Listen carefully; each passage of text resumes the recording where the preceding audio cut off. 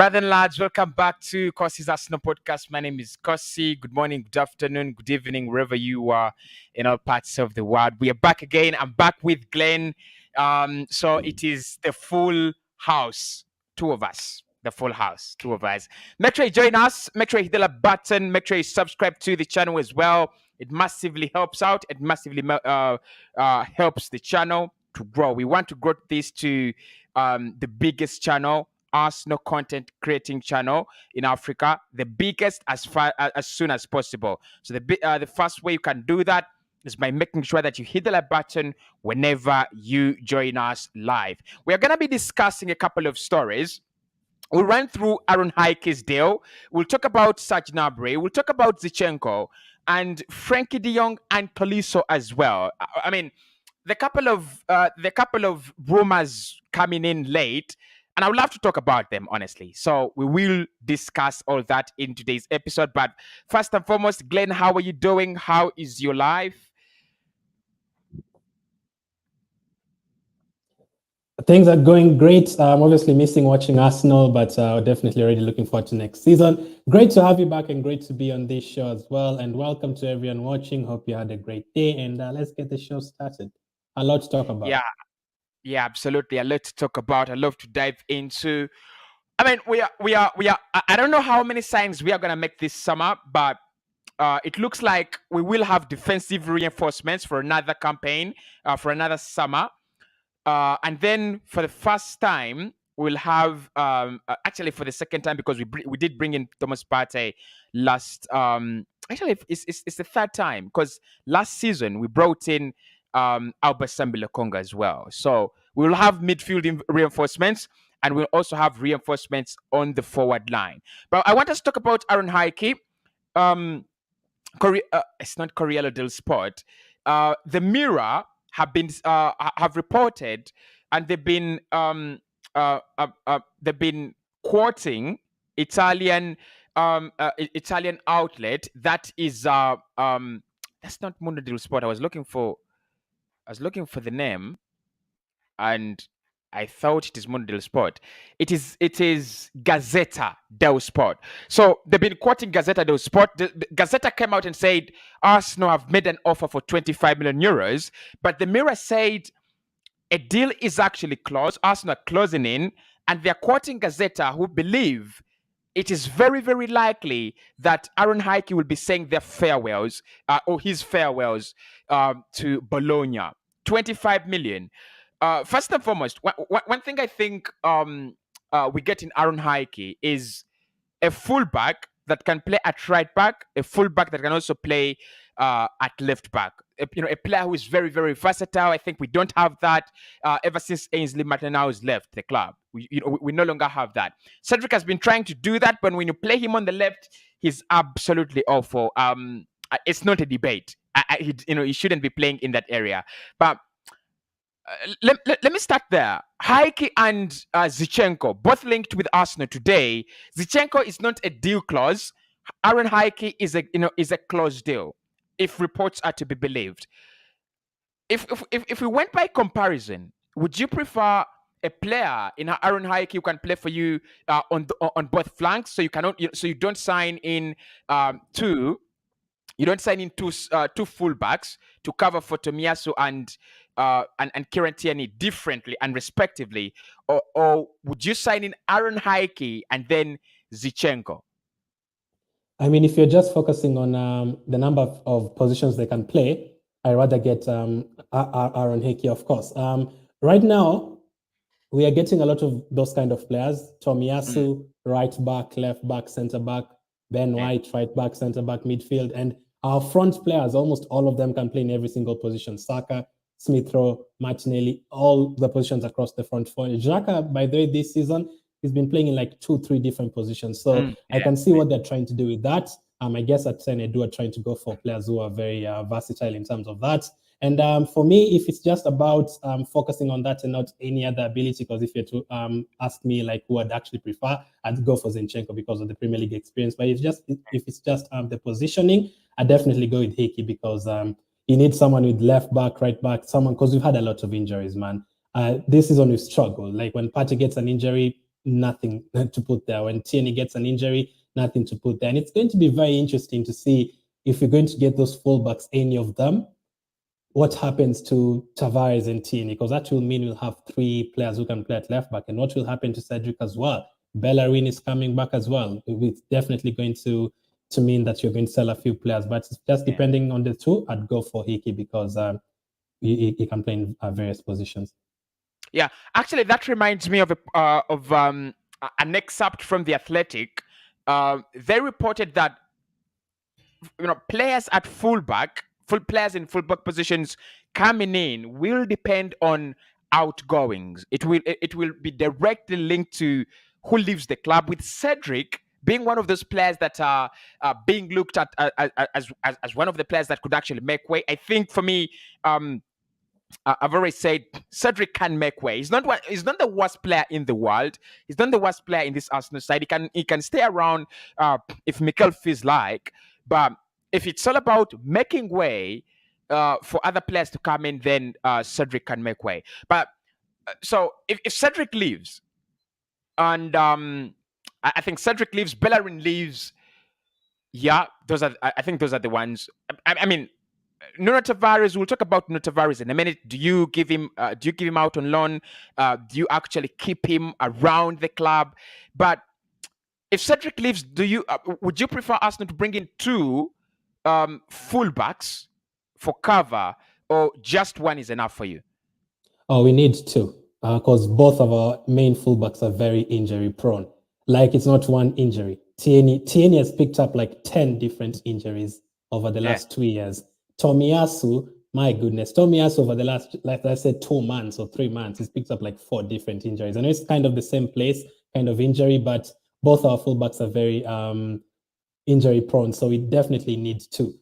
So that depends. You've also not mentioned Niles. Is he going to come back? Is he going to be played as a fullback? Because that is why you need someone who can play in both positions. But then again, I know you're going to talk about Tavares, but you don't want to overwork them, because I feel like Tavares was overworked this season. He was not meant to play like 25 or 30 games. It was too early for him, and we had to throw him there because of the injuries. So I think we'll actually need 2. That position is very important, Cossy, and everyone who's watching. That fullback position, like long time ago, your 2 strikers had to be very good when you're playing a 4-4-2, and your midfielders had to be very strong.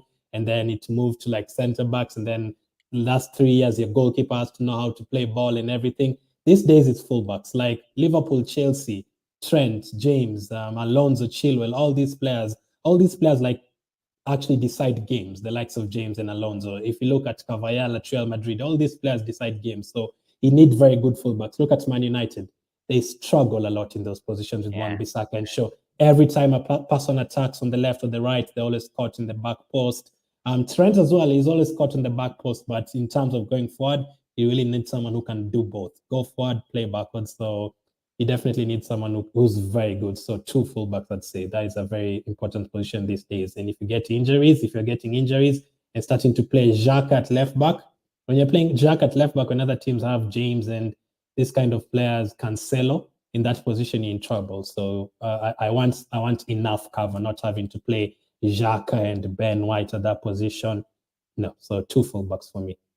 Yeah. So, guys, the story is that Aaron Hickey could be moving to Arsenal very, very soon. According to Gazzetta dello Sport, Arsenal did put in their offer, 25 million euros. Bologna did not turn down that offer. They did not turn down the offer. And the Mirror have just reported that Arsenal are very, very close. Now, there are a couple of stories showing that the deal had been agreed earlier on. That is not true. A deal had not yet been agreed, and of course, we are not at the final stages of the deal. It can still fail. It can still be hijacked. But at the moment, Arsenal's official bid is in. 25 million euros, and the likelihood that he will move to Arsenal over Napoli, who have been very, very interested in him, is also very, very high. So, Glenn, can I add something on him? Yeah, please do. It's obviously also, it's very likely because he plays with Tierney International, Scotland. He's also a former teammate. Obviously, he's played for Bologna as well, where Tomiyasu used to play. So having like 2 or 3 players who've already played with him, I think that helps. And it definitely fits what Arsene Edu are trying to do. versatility, and age-wise as well. We are trying to Yeah. get players between 19 and 23, and he fits that bill perfectly. So it's one of those players I wouldn't be surprised if he joins tomorrow. It's one of those easier deals to make for us. Yeah. I mean, I think I wanted to talk about that, and the Yeah. more we get to talk about him, we'll talk about this, because for me, it's again a very very easy deal. You have a player who wants to come. You have a price tag that is very very hospitable. 25 million euros. That's a very very good price. It's easy. It just makes life easy.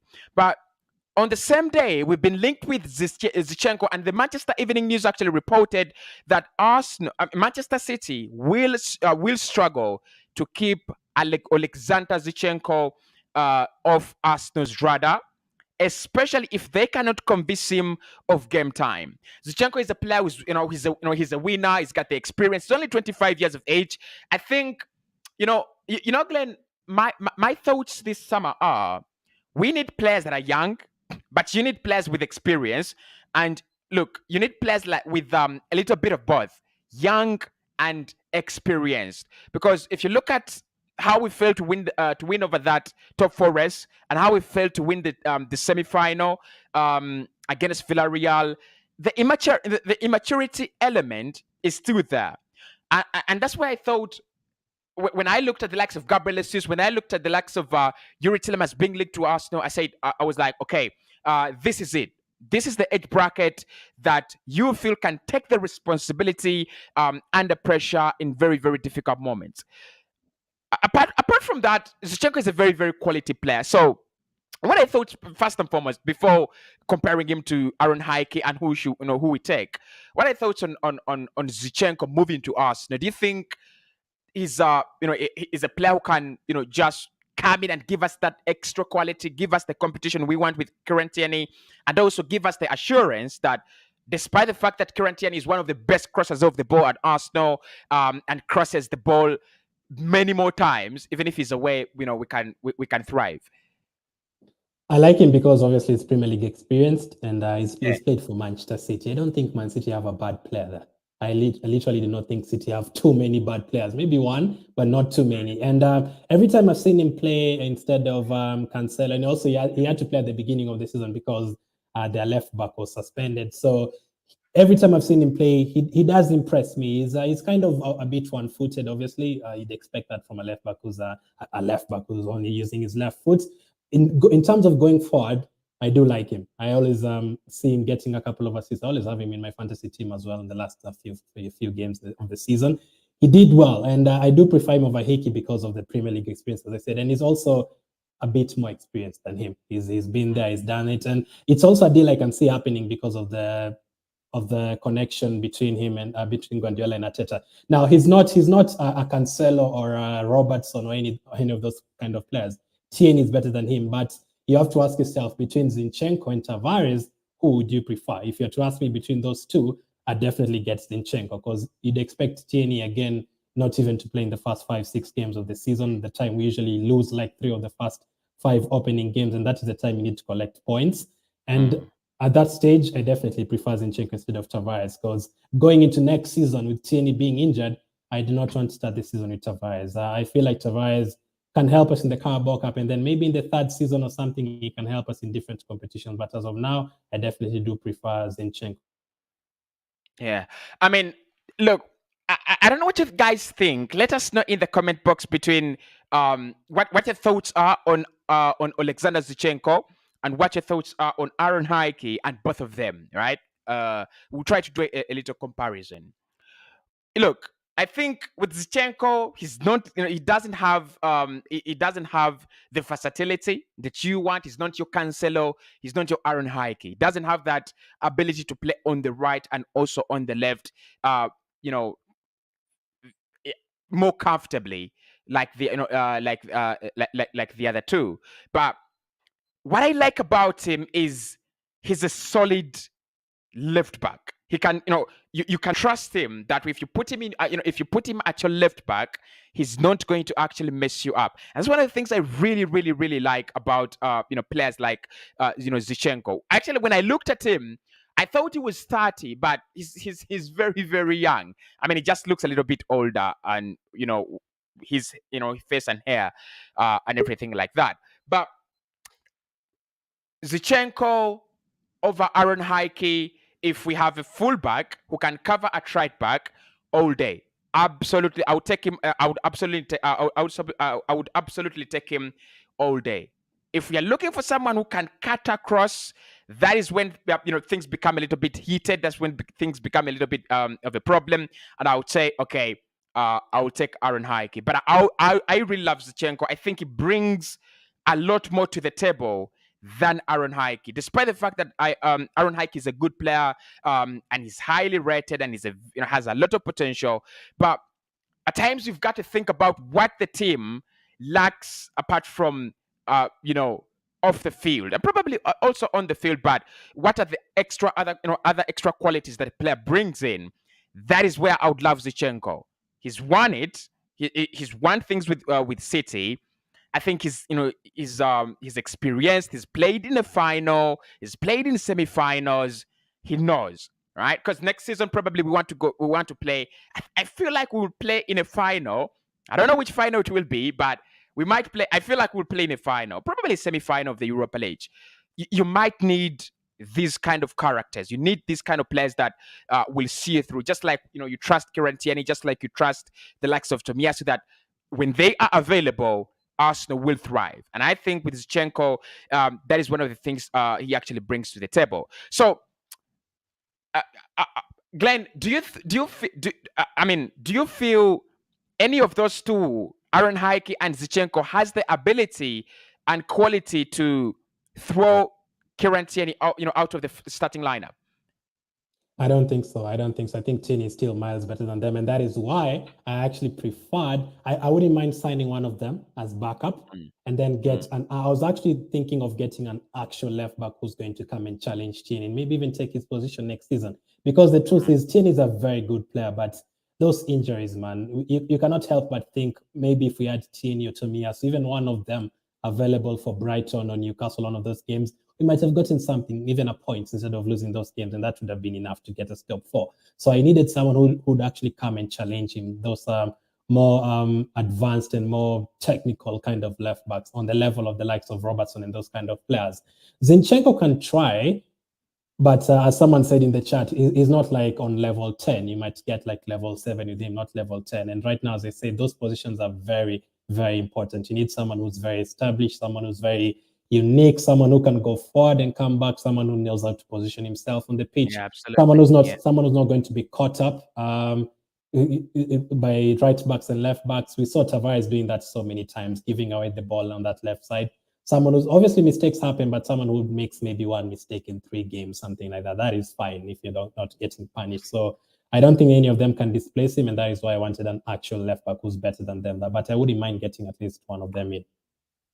Yeah, I mean, what was your initial suggestion for a backup left back? What did you have in mind before all this Aaron Hickey? Because I literally was not following him, and Zinchenko. I was following Zinchenko, but I never thought he would be linked with Arsenal. I wasn't going for a backup left back. I was going for an actual left back who could end up replacing Tierney. And you know who he is? No. Mark Cucurella. Oh, that is strong. That's a strong suggestion. Actually, I think Cucurella would provide that kind of competition to Kieran Tierney, because for me, I had gone for Tino Livramento at Southampton. I feel like Tino Livramento is a better player. I feel like he's a stronger player if you try to compare him to the other left backs. I mean, in terms of his development, I've just liked him. I've really, really come to like him. But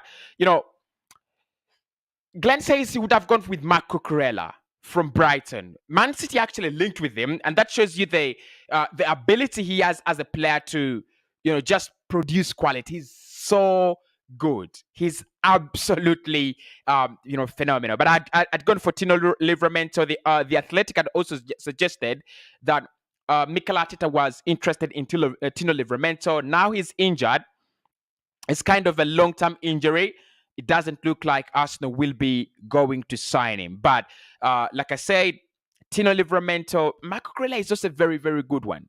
Very, very good one. So, lads, Aaron Hickey, I need your thoughts there in the comment section. What do you think about Aaron Hickey moving to Arsenal and then Alexander Zinchenko? Do you think Alexander Zinchenko is the better player? Arsene Wenger wanted him, actually, because this is Sandoval, or actually Sandovaga, a football agent in 2016, said when Zinchenko was 17, Arsene Wenger called me and asked me about him. Wenger saw 20 minutes of him and said, I need this guy. He wanted him for the first team straight away, not the reserves, but certain circumstances did interfere. Of course, agents always say this, but I still feel Zinchenko is a very, very solid player, especially like I said, Mikel plays in that elbow system. Our left back predominantly has to go forward, so you have to have the qualities to either run past Martinelli and bring in the crosses, or cut inside and join the midfield, join the likes of Odegaard, join the likes of Partey. And I think Zinchenko does that very, very well. So our left back position is very, very tricky, very, very tricky. But maybe the other thing I would love to ask you down in the comments, and I would love this to be to come from you very, very sincerely. Do you feel, Kieran Tierney's lack of consistency could actually cost him his place at Arsenal Football Club?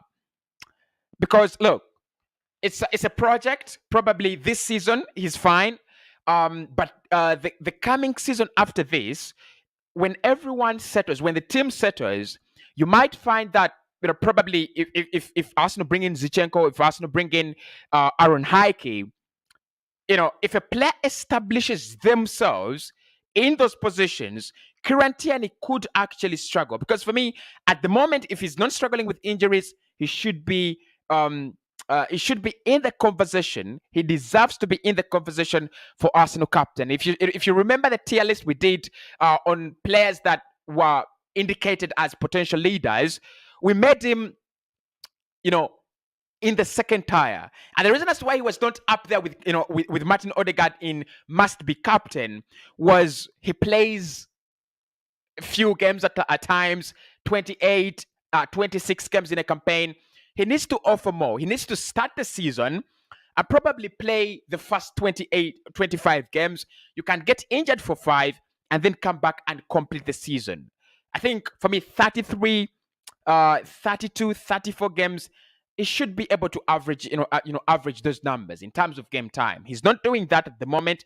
So I would love to ask you if you think that could actually affect his place in the team, because at times it really, really does. So with Aaron Hickey, with Alexander Zinchenko, that is the update. Manchester Evening News saying that Manchester City will struggle to keep Alexander Zinchenko, despite the fact that Pep Guardiola wants him to stay, but Arsenal will be offering him fast in football, and they feel he can be a part, an important player, an important part of the team.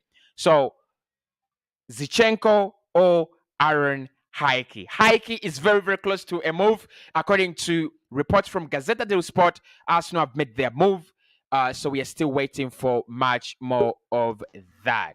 All right. So moving on to the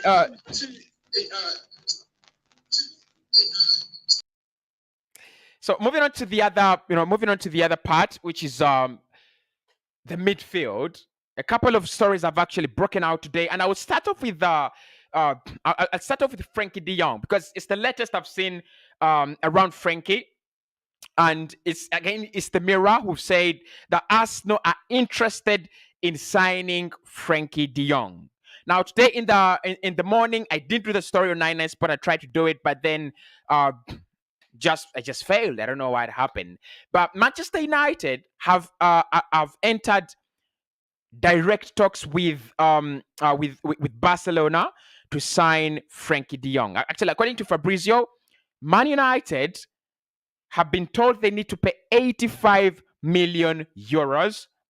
United would be very, very open to paying the price. That is 85 million euros. However, the player does not want to join them. And it is not about Manchester United. According to Romano, the player wants to play in UCL, which Arsenal do not have. And he also wants to play at Barcelona. His dream club is FC Barcelona. He doesn't want to leave. However, Barcelona's financial situation would force them to sell the player against all odds. So that's it. So the Mirror have actually reported that Arsenal is also now interested in signing in Frenkie de Jong. What a player he is, honestly. I think that's the first thing I can say. What a player he is. One of the best central midfielders in the world around right now. If you ask me about the top 10 very good central midfielders, I don't know if I would put him there, but I think I would put him there. I would probably say Frenkie de Jong. I would probably say Barella. I would probably say Ryan Gravenberch. Yeah, I think I would put him there. I think I would recommend him among the best, or probably not top 10, probably top 15, right? Because you have the likes of Kevin De Bruyne, Silva, Thiago Alcantara, who I feel a little bit ahead of him, but he's one of those very, very interesting scenarios. Can Arsenal get Frenkie de Jong? No. No, I don't see Arsenal splash 85 million on Frenkie de Jong. And I'm going to tell you what I think is happening. So what I think is happening here is Barcelona are using this kind of game to make Man United pay more money. Because look, the La Liga president foolishly came out and said, look, Barcelona have no money. Barcelona cannot even sign anyone. They don't have any money. And that just puts them in a very difficult situation with clubs that are trying to buy their players. I mean, if you want the best for your league, if you want the best for... I just don't understand why the La Liga president would come and directly make such ridiculous quotes for me against Barca. I don't know if I just love Barca or anything like that. But I think what is happening here is that Barca know if they are going to sit in close talks with Man United, they will not get this done. They will not get the money they want. United will be able to press them against the wall because they know they need to get rid of Frenkie de Jong to bring in Robert Lewandowski, who for me, is going to be a priority for them. So what they've done, they've used a tactic that everyone uses. Brighton used it against Arsenal on Ben White and a couple of other transfers that always happen. They've gone, yes, we are in. Arsenal is also interested in Frenkie de Jong, right? So it's kind of trying to put pressure on Man United to pay the price that these guys want. Try to make Manchester United nervous. Try to make Manchester United feel that they're not alone in the race. But he's a player. He's a player outtake. I don't know if Glenn is back. I am. Okay, so I just switched browsers. Yeah, I was speaking about Frenkie de Jong, and legitimately, I do not think there is interest from Arsenal anymore. I think he will be moving to Man United, given the fact that it's going to be 85 million euros. I don't see how Arsenal pay that, and with the departure of Paul Pogba officially today, they will be desperate to get in someone of that caliber. But anyway, what do you think? Do you think do Arsenal stand a chance in that race if they decided to go in late for Frenkie de Jong? I don't think so. I mean, I don't feel like there's any connection between us. Okay, there is a connection between us and the club, where he's coming from. But in terms of us and the players and the agents, nothing that I really know about. And considering there are so many teams that are going to go for him, the likes of Man United and the likes of... Listen, I still feel like United can still attract players even though they finish sixth and stuff. But I feel like if the likes of Real Madrid could come in, Juventus, Bayern Munich would stand no chance. And I feel like that is a way of trying to get those other teams to pay more money. And personally, does the player really want to join Arsenal? Remember, we're always talking about, do players really want to join us? We want someone who wants to join us and believes in what you're trying to do, not just anyone who's just going to come because of unwanted reasons. So I don't think he actually wants to come to the club. So I think he prefers to go to the other club. So I think that's just a tactic they're using. But I definitely love him. He's a very good player. Yeah, I mean, look, in light of what we are looking for, again, he's another player that has, so much to offer to the table. He's a, is a player that you would sign for that kind of money, and the value he brings in is very, very big. A player that I think is, defensively able.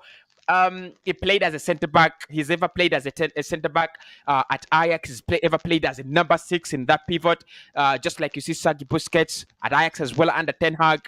And then under Xavi now, he plays in front of a single pivot. That is Busquets. He plays on the he plays on the left hand side, on the right hand side of the midfield as an attacking midfielder with Pedri. Do you think? I mean, I don't know, but do you think if we played him alongside Martin Odegaard, would we have probably a massive midfield? I think, yeah, they're both. In Odegaard, you have someone who can create, and in De Jong, you have someone who can do both, like coming back and collecting the ball and moving forward with it. I think it could be great, but you'll definitely need someone else to shield someone like a party.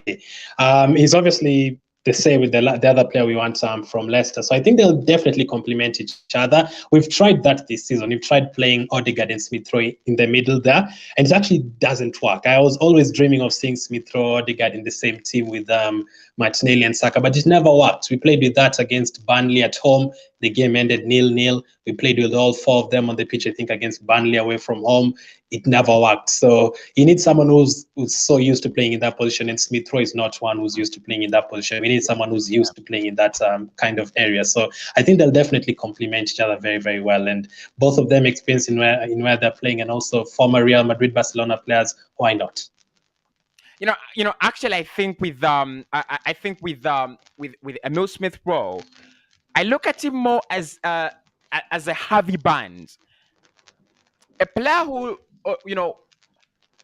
looks like a number 10, but much of his work comes off the flanks. He's gonna score the goals for you. He's going to be down through the middle. He's gonna come down through the middle, but he's not a number 10. He's not a midfielder. Yes, he's a midfielder. You'd place him in the midfield, but he's always going to find a way to push himself to the edge of the pitch, either far to the left. Actually, far to the left. That is where he really, really plays well. And to play him in the midfield, where at times he's played, Mikel has tried to play Odegaard in a pivot, and then Smith Rowe as a number 10. It has not really worked because, for me, he's not that kind of player that wants to be, in that area, rotate around that area. He just wants to be wide in those wide areas, run with the ball, make the pitch as wide as possible. Like I said, just like Harvey Barnes. But Frenkie de Jong has done that at Barcelona. He's very good when it comes to driving that ball in, to the penalty area. Key passes is late. Creating those big chances for your strikers. He can do that for you. And in terms of falling back, he can also try to help out, especially in a system that requires you to work very hard under Erik ten Hag, under Mikel Arteta, and under Pep Guardiola. But I don't see how it comes to Arsenal. Honestly, lads, I'm sorry. I won't even do a full video about this. I don't see how it comes to Arsenal. I would love him to come to the Emirates. He's a great player. He's a great, great talent. No one in the world, in their right mind, wouldn't want to take him. But is he going to come to Arsenal? No. Now the other player, Glenn, is Corentin Tolisso. Tolisso is has just confirmed that he will be leaving Bayern Munich on a free this summer. And he says he wants, he would love to play in the Premier League, but he cannot rule out a move to any other leagues. He wants to compete. He wants a team that can play in the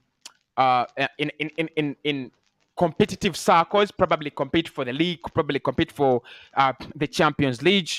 Available on a free. One of the very, very handsome players, by the way, out there.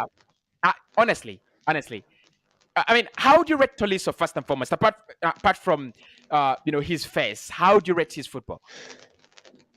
I mean, he used to play for Lyon as well with Lacazette back then when Lacazette used to play for Lyon. He was very good, and obviously he's played for Bayern as well. He doesn't always play for Bayern because there are so many other players who can play in that kind of areas. In Javi Martinez played in there, and so many other players, quality players from Bayern. Kimmich was moved to a midfield, and he plays in that area as well. I think that was the blow. The moment Kimmich moved from right back to that area, and he's done it very well, consistently well. The guy doesn't even get injured. It was always going to be a struggle. Since we've said that, you know what is going to happen when we sign him? People are going to say we are signing players who are rejected by Bayern Munich and they're always on the bench, and other players replace them and everything. I definitely feel like he's one of those players who've been doing it for a while as well. In different countries, he's proved himself in France, he's proved himself in Germany. He's not going to, he has the potential of keeping us in a consistent kind of form. He's not going to take us to first position or second, no.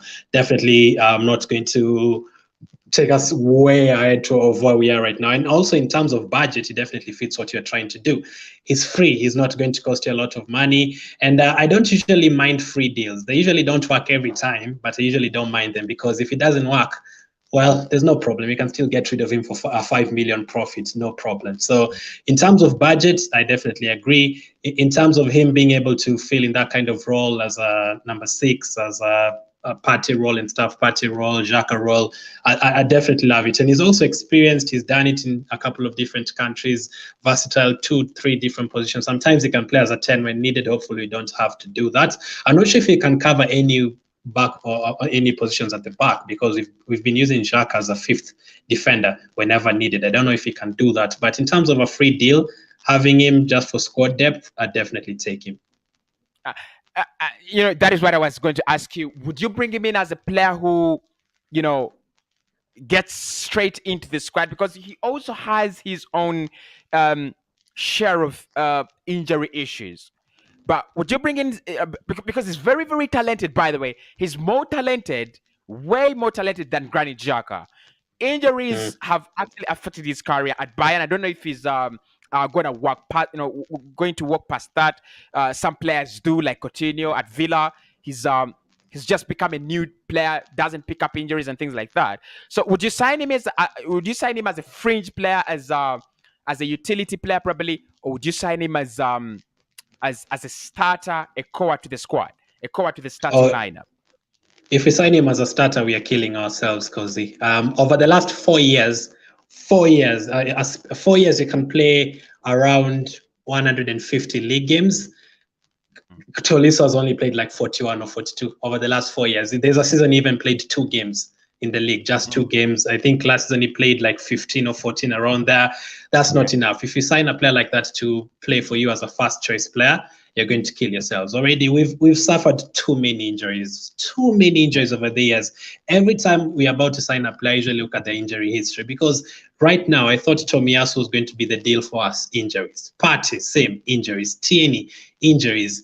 We can talk about so many players. Even Martinelli missed out for 1 year with injuries. Smith-Rowe missed out in December, injuries. Before that, Cazorla, Rosicki. Like, I'm tired of Arsenal having injury-prone players. And he's an injury-prone player. That's why I said, if we can get him for free, I'll take it, because after 1 year, we can just decide to sell him for 2 million and still a profit. But as a first-choice player, it'll definitely not work. I don't want someone it's like falling in love with a player who's on loan. He'll work out for you for 2 games, and then you're like, oh, wow, Tolisso with Partey. This is amazing with Odegaard. Oh, we have Manchester United next. We are definitely going to trash them. Tolisso is out for 4 months, and you're back to, Lokonga and El Neni in midfield, and it's back to square one. So first choice player, no. Fringe player, yes. So does he really want to be a fringe player when he can go to a Brighton or Aston Villa and be a first choice player? I don't think so. Yeah, I mean, look, with because you know, you have a point. 2017, 2018, that is when he last played many games. That is 26. Can you imagine? Yeah. 18, 19, 2 games. 19, 20, 13. 2021, 16, and 21, 22, which was last season, only 15. So, I mean, there is a scare in there. Yeah. And, you know, with Tolisso, I ask myself, where would he go? I don't see him as a player who's going to go vertically up. I don't think he's going to sign for a Real Madrid, Barca, PSG. I don't see him go there. Even the teams, the clubs on the same level as Bayern, I don't see them taking him, right? So that's why I felt like, yeah, Arsenal could just jump onto this one. And if it works out, then it's a good gamble. If it doesn't work out, then because He reminds me. Yeah. He reminds me of two players who do play in different positions but are around the same age group.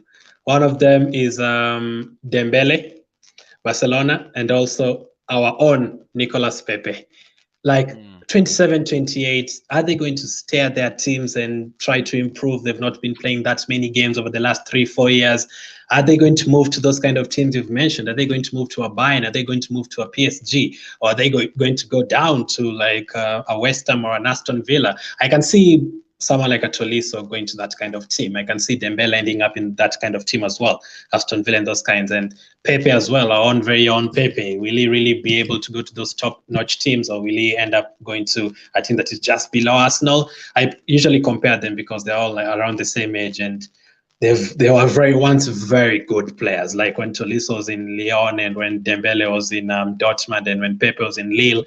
All of them are really world-class players, not like world-class like Ronaldo, but they were about to get to that level, and injuries cost them, not playing games cost them. Those games are not enough. 41 games in 4 years, that is not enough. He'll almost come to Arsenal like trying to get himself fit.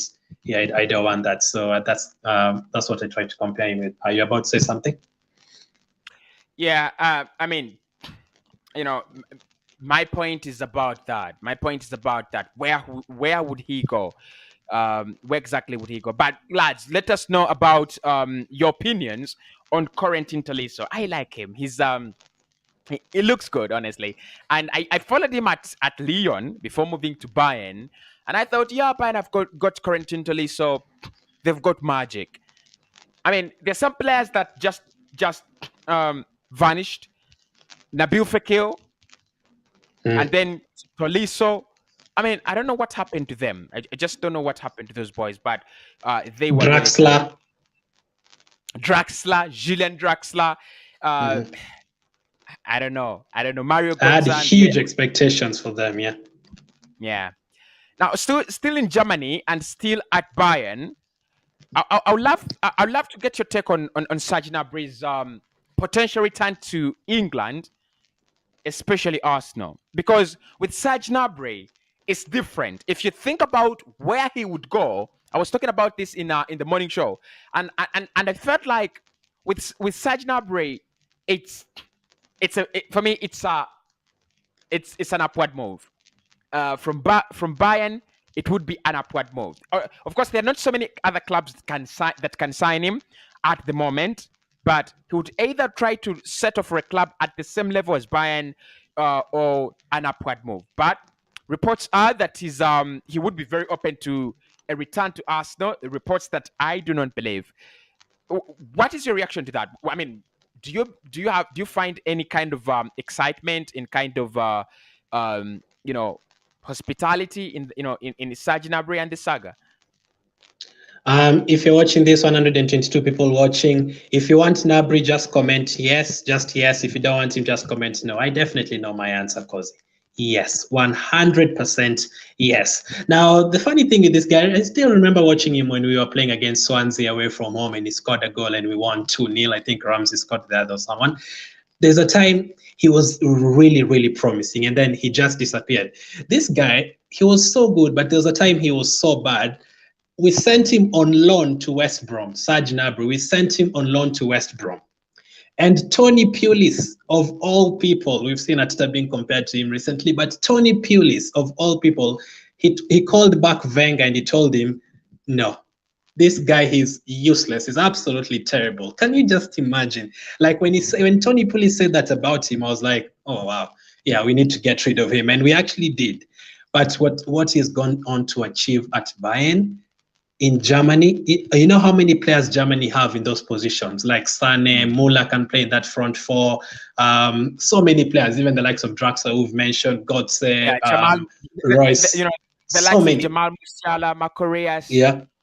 So many players can play in that position, but he still gets picked in some of these crucial games like qualifiers, World Cup qualifiers, and he still plays from the right. And I know Germany is very strong. And actually, he's picked because he on merit, because if you look at his numbers over the last 4 years, they're outstanding. Very, very outstanding. And he's done it not just for Bayern, but also Germany. Now, I know Germany is very good. I'm sure we can take Cossy to play for Germany and you'll still score 5 goals in the next 2 games because they are so good. Like the balls will come, the passes will come and everything.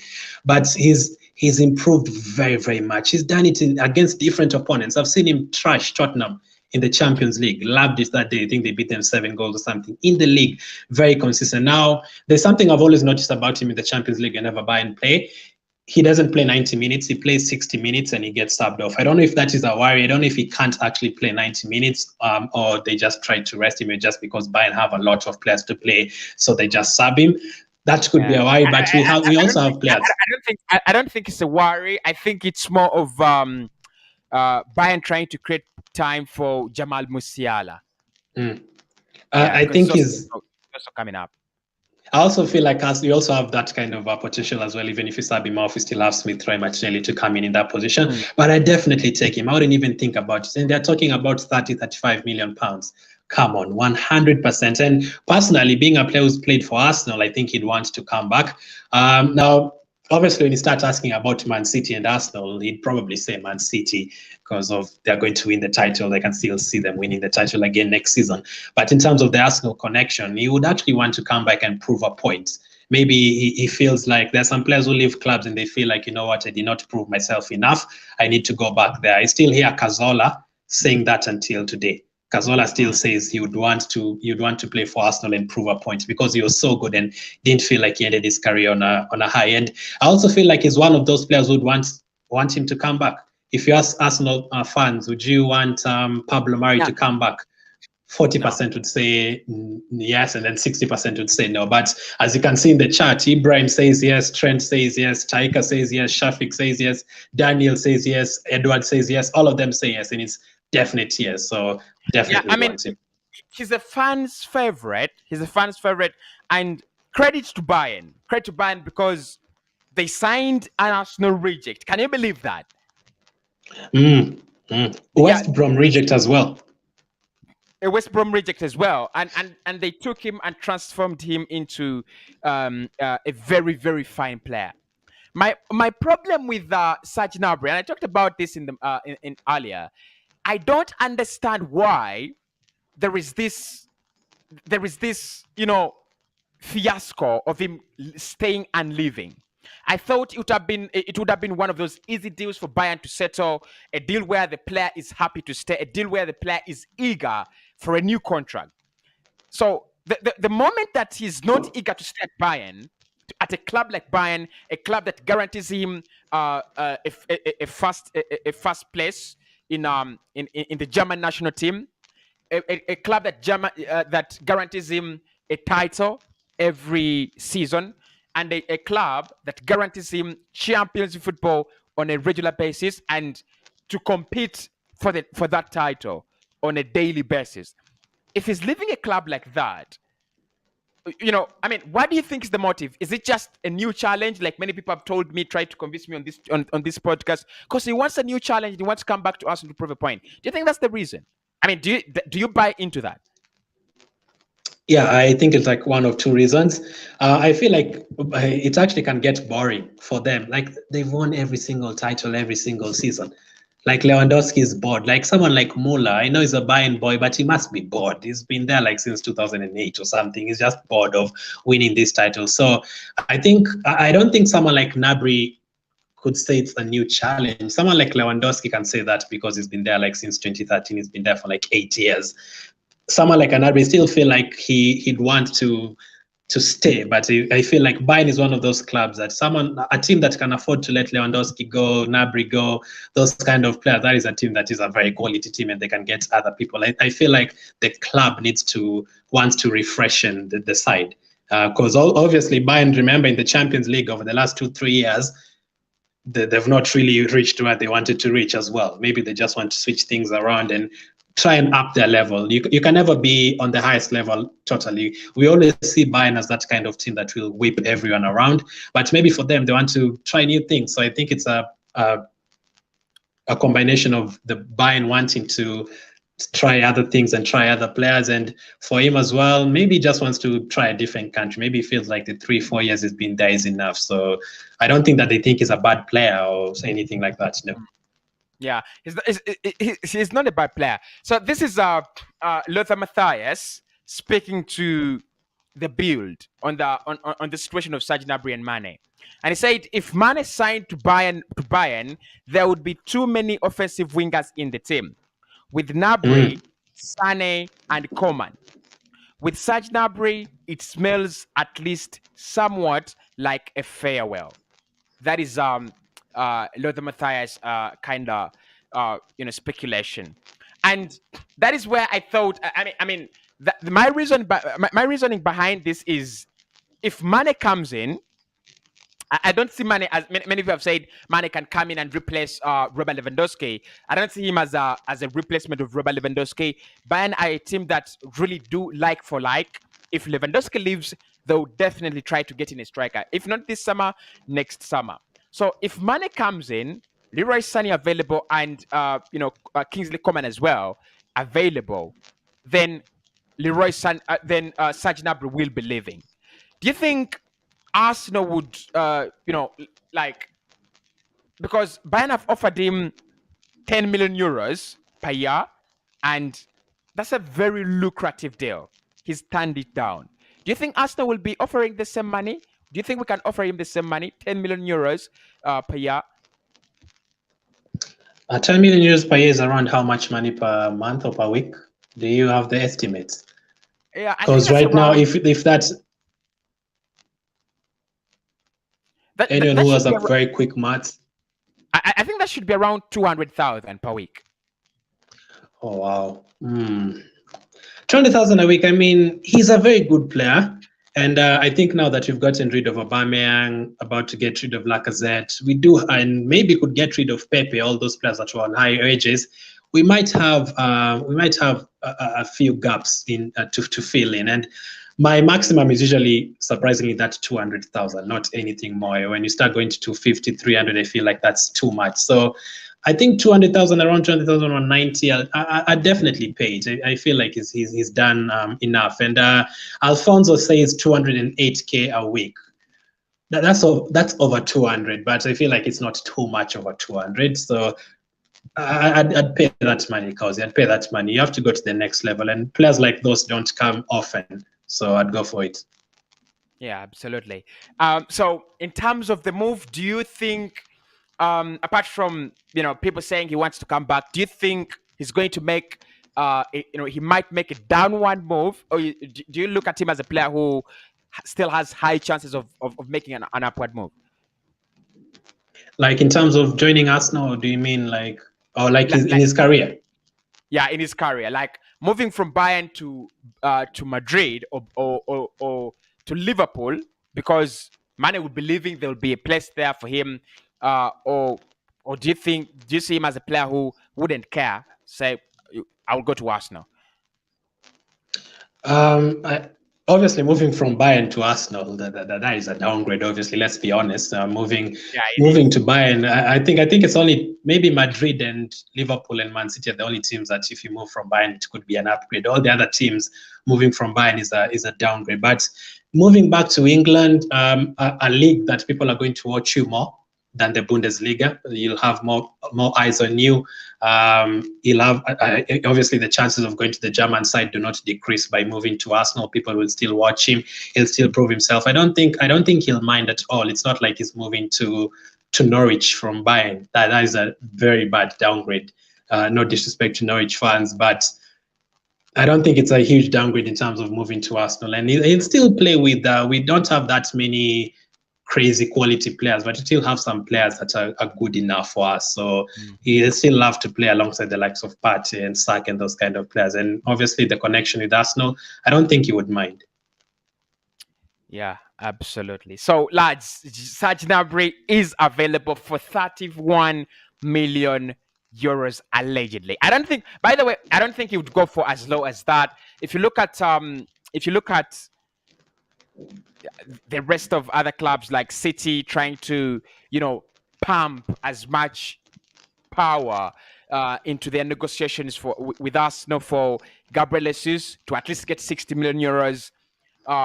You look at Leicester will be trying to pump their negotiations with Tielemans to get at least 35 million euros. I don't think Serge Gnabry would come that cheap. I think it would be around 45 million euros. But it's a player I would be very, very happy to go for because the player that would actually bring a lot to the table. Really, really, really a lot. So I think that's what we had to cover. I've looked at something about Fabian Ruiz, but I've not really looked at the story in detail. So we'll discuss that tomorrow, just to be honest. I've seen something about Noah Lang, but that could be... I mean, Noah Lang is... we were just talking about the fact that Arsenal wanted to sign him in January, but there wasn't any more time to get that done over the line. So you had asked me a question earlier before the internet rudely interrupted me. You had asked me about a left back that I'd wanted. I was just about to say it, and then it just went off. It was a very easy answer. Cucurella from Brighton. That is the one player I really want. Cucurella is absolutely amazing. Oh my goodness. The way he's like, I remember watching him at Getafe, and I didn't actually know he was that young. I thought he was like 29 or heading to his 30s. When I saw him playing for Brighton, I was like, oh my goodness, they actually signed him, and he's been incredible this season. I think Tomiyasu has only been dominated maybe twice, maybe against St. Maximin and against Cucurella. When we played Brighton away from home, I think the 7th game of this season, he absolutely tortured him. He played against Man United. He ran them ragged. They scored 4 goals. Against them could have been 8. Against Chelsea, he has contributed in both games, home and away against Chelsea. Very good. Dominated James as Piliquet on that side. That is the guy I'd want at left back if you were to ask me. Yeah, I mean, honestly, he's a very, very good player. Very good player. If you look at the way he's just come into the Premier League and hit the ground running, it's sensational. I've looked at people saying so and so is signing off this season, so and so, and no one talks about Marco Cucurella, and I'm like, give him some respect. But the player I wanted is Tino Livramento at Southampton. I think actually, if there was a chance for me to get Tino Livramento and Kyle Walker-Peters as a backup, I would get him. I would get them, but I don't think Kyle Walker-Peters is looking at being a backup. He came to Southampton for more game time. I don't think he wants to be on the bench. But Tino Livramento is the man I would go for. He's now picked up a very, very bad ACL injury, long term. But if not for that, Livramento has been absolutely phenomenal for Southampton this season. Absolutely phenomenal. Yeah, I was just about to mention the injuries because at the beginning of the season, he was incredible. I couldn't actually believe Chelsea let him go, but he's been great. He's been great apart from the injuries, but I really don't like players with injuries. Unless if it's not a muscle injury and it's someone who stepped on you and challenged you and you got an injury, that is fine. So I'd take him still. Max says, but Cossy, such moments happen. Remember, Sanchez signed for Arsenal, and yet Barca is bigger. No, I'm not saying. I'm not really saying it's a deal that can't really happen in this world. There is a world in where such deals happen a lot of the time. right? There is a world in where such deals happen all the time, but I was only trying to be realistic. If you're Serge Gnabry and the agent, would you like to move him upward, downward, or at least horizontally at the same level? So, but those deals do happen. Those deals really do happen a lot. Arsenal has no ambition. We need a world-class manager. Then only we will attract quality players. Arteta's name holds no weight. How about Alphonse says? How about Tillemans?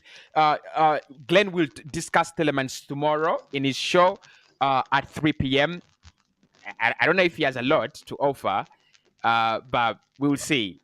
You will see on the channel. Of course, tomorrow I'll be releasing my dream signings and a kind of an overlook on how our market will be looking like. But so we've looked at that. Marvin, I can take a few. Marvin says Arsenal signing young boys again. This team is a joke. I mean, we definitely do need experienced players, that is for sure. And right now it feels like we're going to add young players fast, like Marquinhos from Brazil and Aaron Hickey. All these players are young. We definitely need experienced players. You're right. But I don't think signing young players is a joke. I mean, remember 2 years ago, we signed a lot of experienced players. Willian. And we've been signing those kind of players, Czech, Willian, all of them from Chelsea, David Luiz, and it did not work. It failed miserably, like signing those players. And when it comes to selling them, you're going to struggle. So young players, maybe we have too many young players. Yes, I wouldn't mind if we get 27-year-olds, 28-year-olds. But as long as the player is quality for me, that is fine, as long as the players is quality. I mean, we've managed to get fifth with the young players. So if we add 2-3 young players and then 3 more experienced players, that is fine. But I don't think it suggests it's a joke, no. Yeah, absolutely.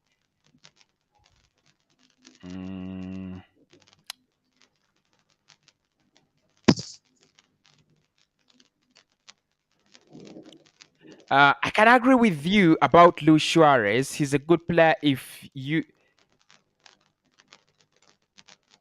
have Saka on the pitch. If you have Saka on the pitch, then Luis Suarez can give you 20 goals. 20 goals. Luis Suarez. I mean, there are some chapters I want to be away from. There's just some chapters I would love to keep away from, like Luis Suarez, closed chapter. The same with Zlatan Ibrahimovic. The same with Edson Cavani.